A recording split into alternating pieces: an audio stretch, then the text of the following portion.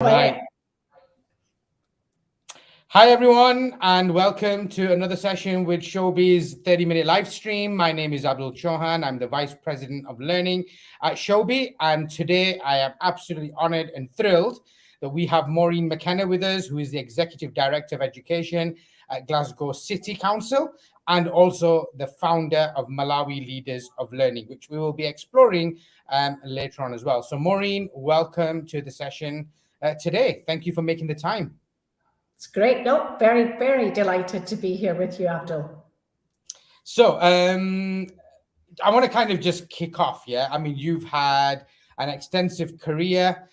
You've been an educator right from the beginning. So tell us a little bit about your kind of background. You know, where did Maureen kind of start her journey? You know, what's your context and all that kind of stuff? Tell us a bit more. Okay, so I'm a maths teacher, and I think I'm always a maths teacher. Once a maths teacher, always a maths teacher. Started teaching, oh gosh, well, yeah, a long time ago now, 40 years ago. And I taught up in the northeast of Scotland, which was great. And then, so I ran maths departments, and then I became a schools inspector. So I was one of Her Majesty's inspectors. Inspected all over Scotland, on the islands and urban environments, and was the national specialist for maths, which meant that I gave advice to ministers on the development of maths. But I've always loved Glasgow. So I came back to Glasgow. I worked up north for about 7 years. Then I came back to Glasgow, and I've always loved it. And when I was in HMI, I was linked with Glasgow City Council, and I just always thought it's a big urban environment. It's got the highest levels of deprivation in Scotland, and I just felt it could always do better, and it was never really performing. So when the opportunity came up to become the director, I applied, and here I am, 14 years later. The longest serving director Glasgow has ever had, and a woman too. Imagine that, eh? Wow. That's amazing. That's amazing. So were you originally from Glasgow?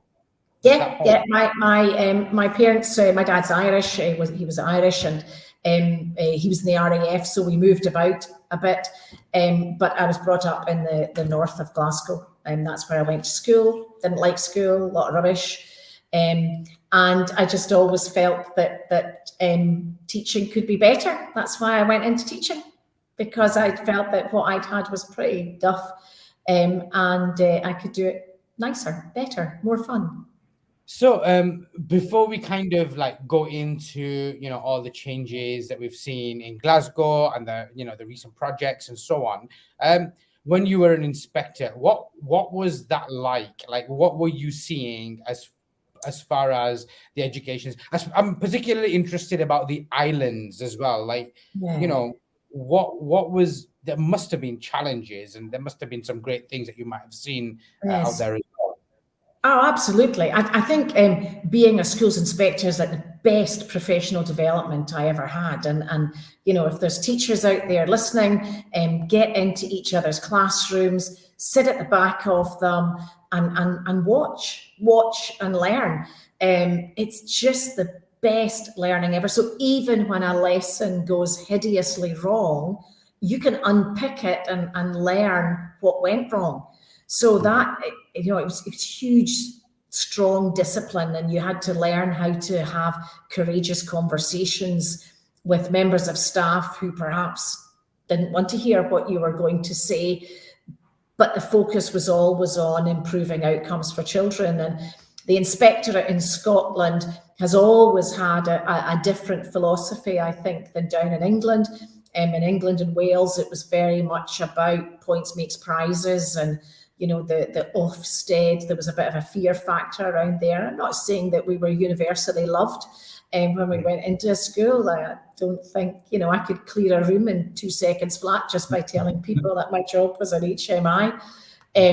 But I think my philosophy was very much about working in partnership with school. And when I started on the Monday, by the time I got to the Friday, that school had to be in a better place than when I arrived on the Monday. And that was my job, that was my challenge. And And you had to also reflect the context of the school. So you were saying, in a urban environment is completely different from out on the islands, where you've maybe got a tiny school, so a secondary school that's got one maths teacher. So I was up in Shetland. There's lots of islands in Shetland, but there's three main islands, and the school was on the middle island, and one maths teacher who taught physics to Andy was the island fireman. So you have to reflect that context as well. I can't expect, what we're going to ask him about running a department and how it was with, but so it's back to the focus on learning and teaching. So one thing that I am interested in, especially I ask this when I kind of meet inspectors in different parts of the world, is it just the inspection part that you were doing, or were you actually giving feedback on improvements and things that you could kind of do and so on as well? Or was it just kind of, this is what I saw and this is kind of my feedback? Do you know what I mean? No, because you have to see, if you're really going to make a difference, you have to see the whole school. And so that meant sometimes you maybe had to swallow back some of the things, that because you had to take the school from where they were to where you want them to be. So therefore you have to really focus on what matters and what makes that difference to them. So that interaction, that professional dialogue, absolutely critical. Absolutely. So in a very short space of time, you have to build a good relationship with the school staff and build that trust and confidence. So it was pretty full on for that whole week. Right. And it was a full week of inspection, right? That was the model that we used, was Monday to Friday. Yeah. Wow.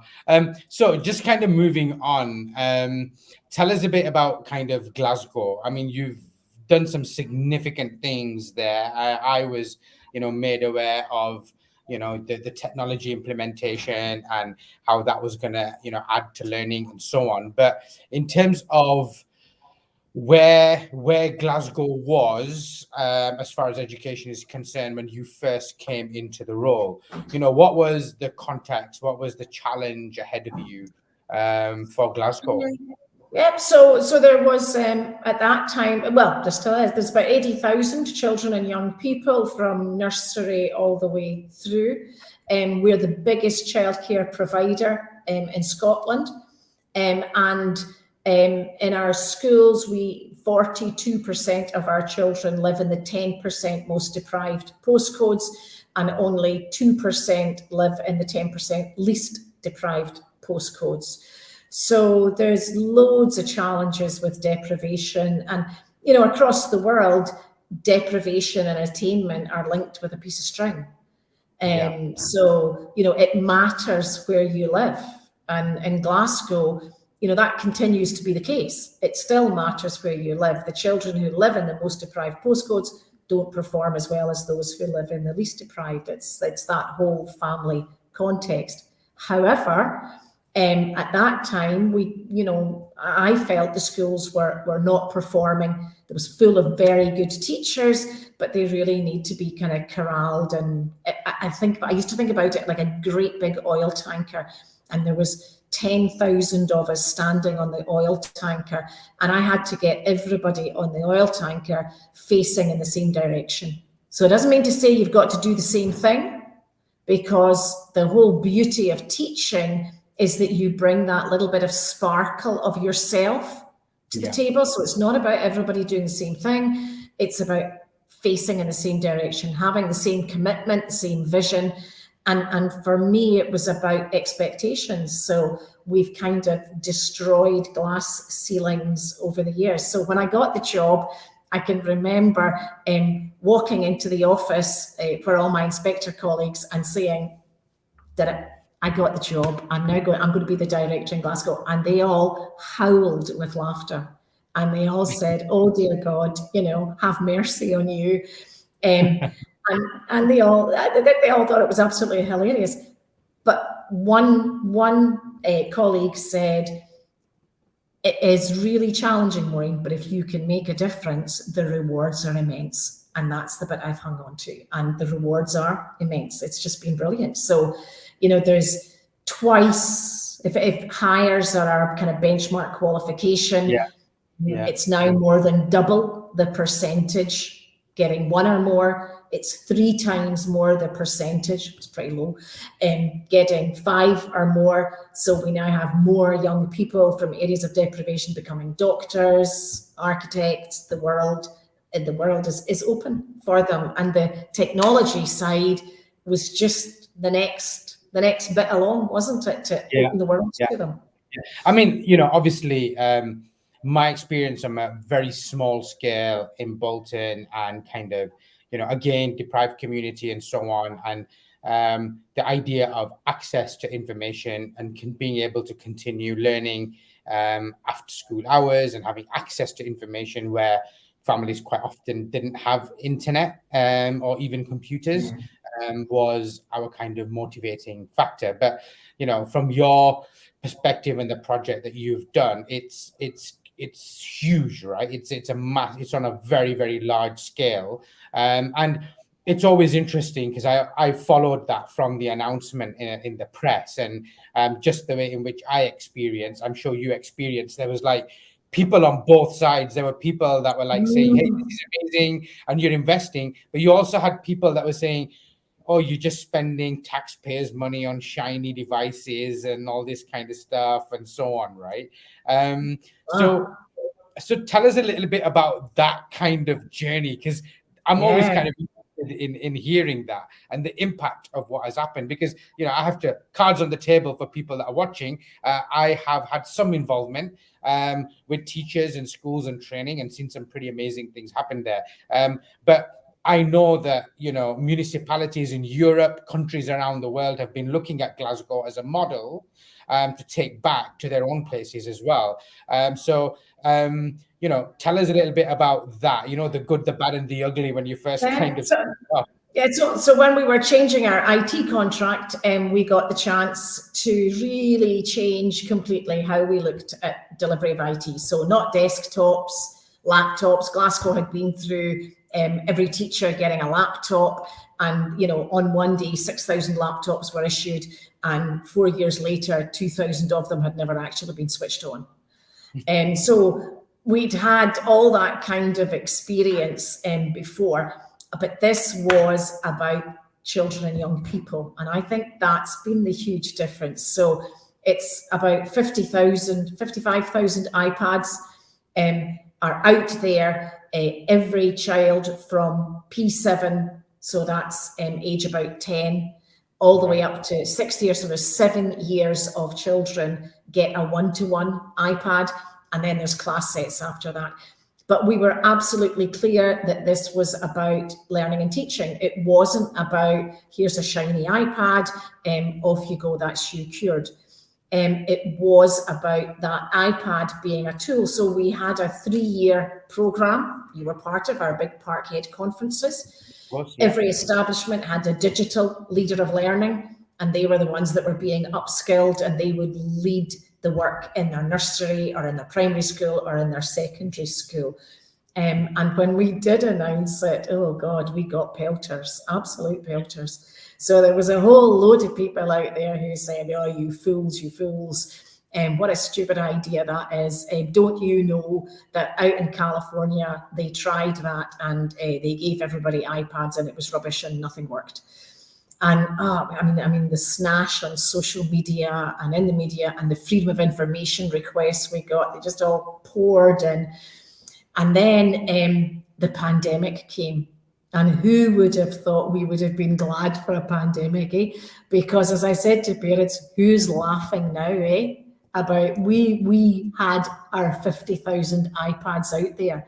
So whilst those same journalists during the pandemic were whining on about the fact that children needed access to IT, we could say, hey, we're in there. And now that same journalist who gave us absolute pelters, he's now a complete convert. Oh gosh, what a wonderful project. So it's been great, and it's I think there's still a long way for us to go. So we still are very committed to professional learning. And I think we should forever be committed to professional learning. I think we've got teachers it's those pedagogical skills that are different from when you're standing in front of children. Yeah, absolutely true, Maureen. Thanks for kind of sharing that. And just from personal experience, I've visited a number of schools in Glasgow, working with Castlemilk High quite closely for a while, looking at assessment and feedback and so on. And at that time, I wasn't in this role with Showbie, but Showbie became a platform and a tool that we were using across the schools. And the thing is, with technology, as long as it's simple and reliable, then people forget about the technology and they begin to focus on what can we do now, how can we do assessment better, how can we do feedback better, and so on. And that's something that you can actually feel within the schools. It's not the case that, hey, everyone's just sat there in front of screens and just tapping away. There's actually a lot of good stuff and good learning that's been happening. And certainly, I totally agree with you, where schools, even individual schools that had a strong strategic direction with the effective use of technology and having a one-to-one program and so on over the pandemic, they were able to kind of show though they're kind of like independent skills with technology and learning came into play. You saw that with children, the teachers, the parents within those communities. So absolutely a worthwhile investment in many ways.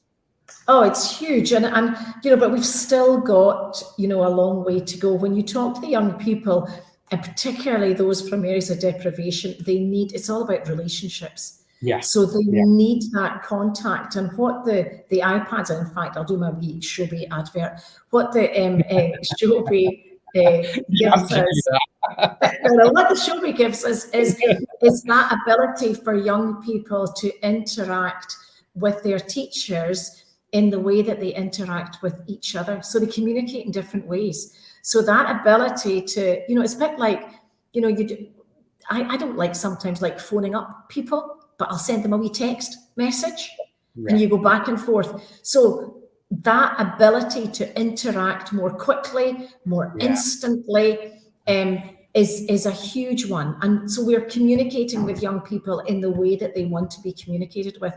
Now, I'm not saying that we are absolutely perfect. I also mentor, we do a lot of mentoring programs, and I mentor a young man up at one of our other schools.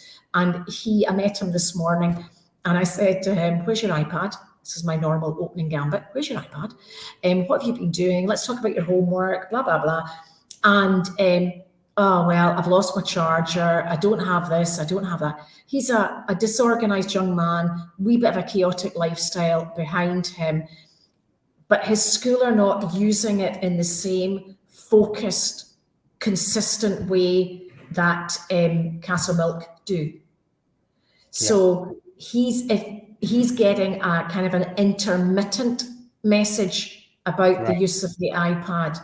Whereas I think what the Castlemilk bit has taught me is that you need to plunge in, you need to get everybody on board, all the young ones, the middle ones, and the dinosaurs, everybody in there, and using it consistently, and then you'll get those really positive outcomes.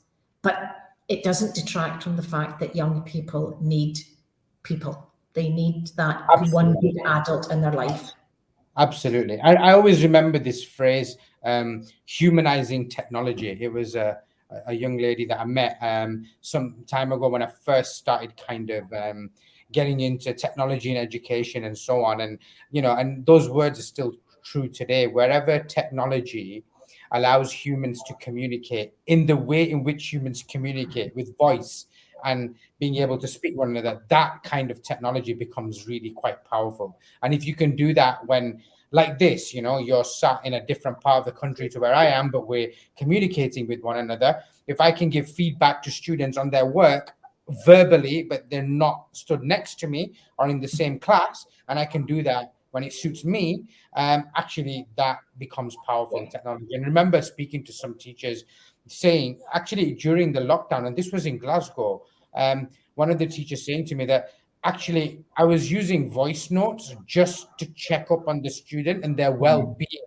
And he called it a 24-hour wraparound blanket. And what he was trying to say is that I'm not saying I'm there 24 hours for the students all the time, but what I am saying is that, you know, the students know that I'm there. If they need anything,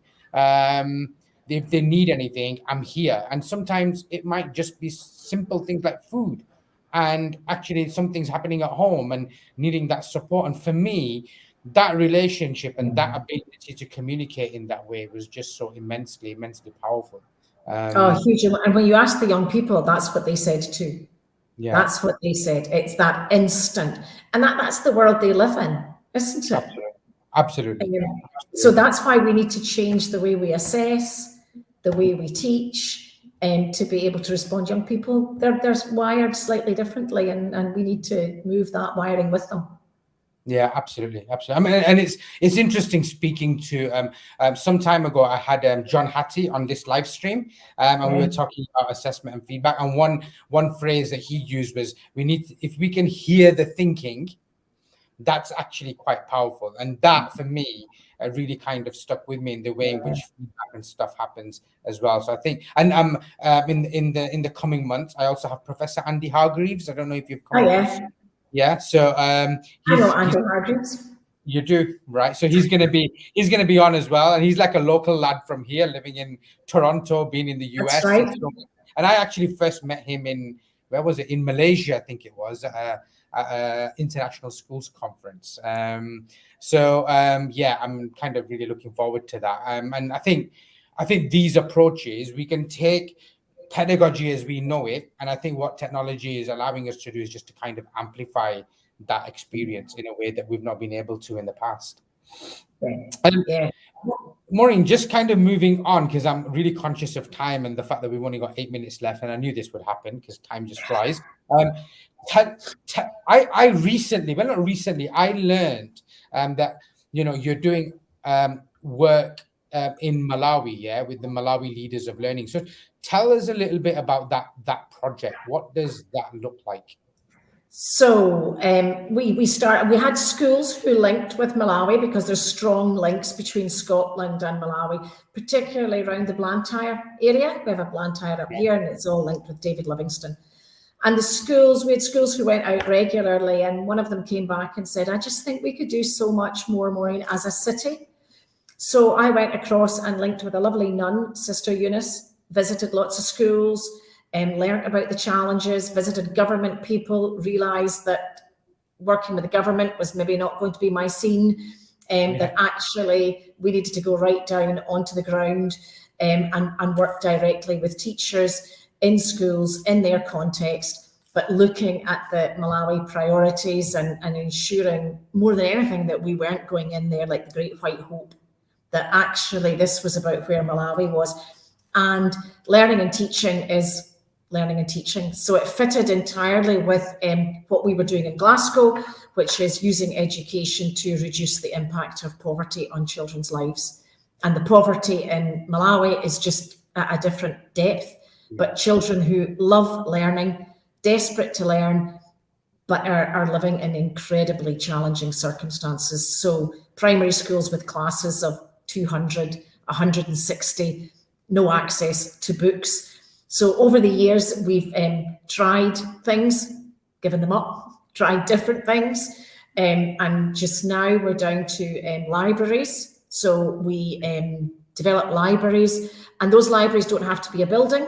They can be the teacher with a shopping basket and books in them.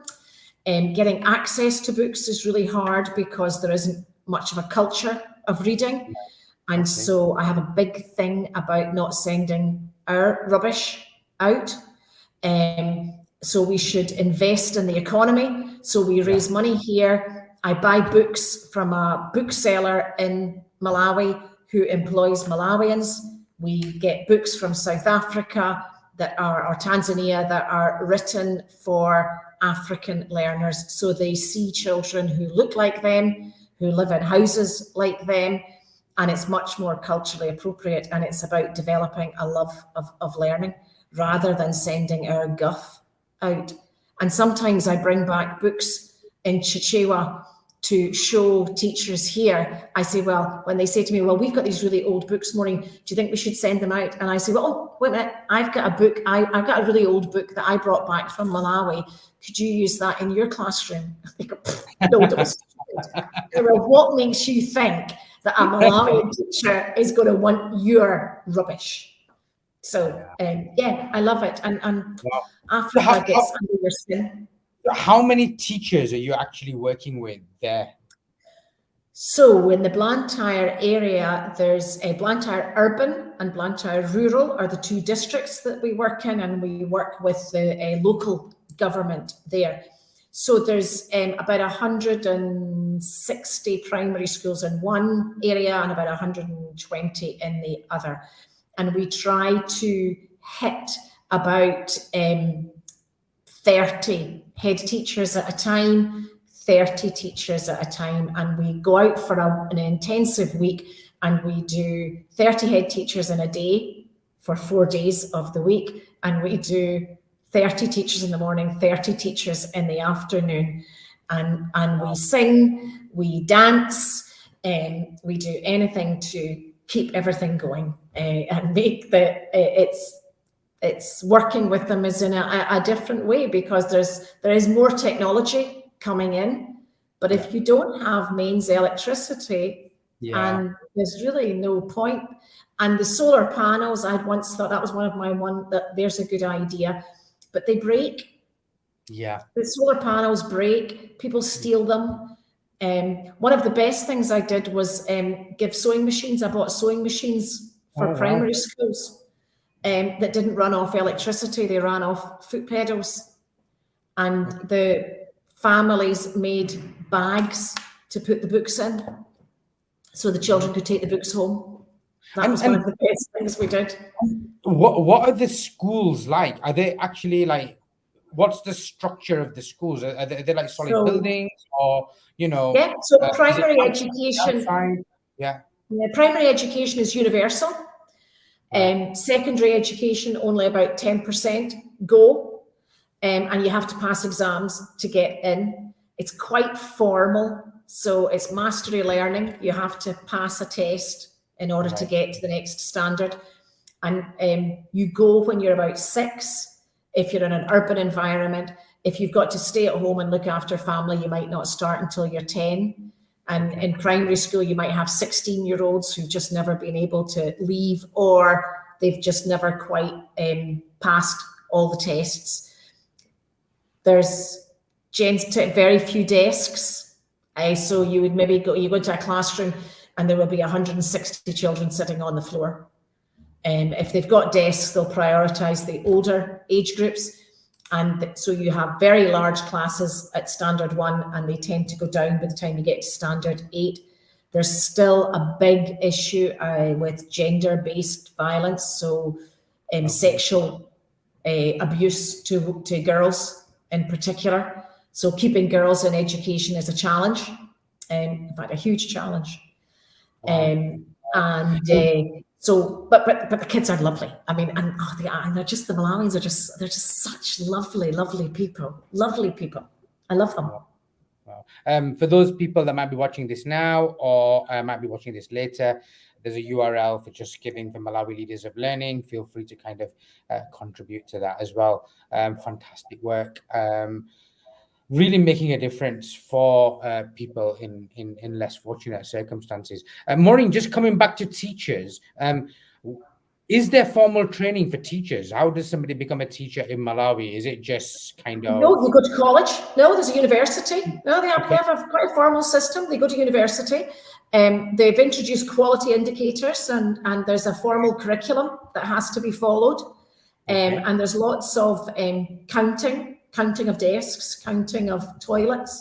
I mean, the issues they're dealing with is, here's another plus out of the pandemic. Another plus out of the pandemic is that there's now taps with running water in almost all schools. And they are now asking children to wash their hands, which previously didn't happen. And I've been out in schools where the washing hands was set up with a big water bottle on a stick that bent over, and you just tipped it over to wash your hands, but hardly anybody did it. So, I mean, Malawi's on the red list. I don't know, I was hoping to go back in 2022. We'll see how the travel restrictions. Health was always a challenge. You know, I used hand sanitizer in Malawi before it became a trendy thing to do the world over. So I always had a hand sanitizer in my pocket, and people would think I was mad here. But now it's dead trendy, isn't it, to take out your hand sanitizer? And do it. Wow. Maureen, thank you so much for sharing. And as always, these kind of conversations go by very, very quickly. And a big thank you for all your input, amazing work that you've kind of done in Glasgow, and all the difference that you're making in Malawi as well. I don't know, I'll kind of put it out there. When you do go over next, let me know, and maybe I'll kind of join. We wanted to kind of get out there and do some work with teachers and so on as well. That would be pretty amazing. Maureen, thank you very much for joining us today. Thank you too. Thanks for your help too, Abdul, in our journey.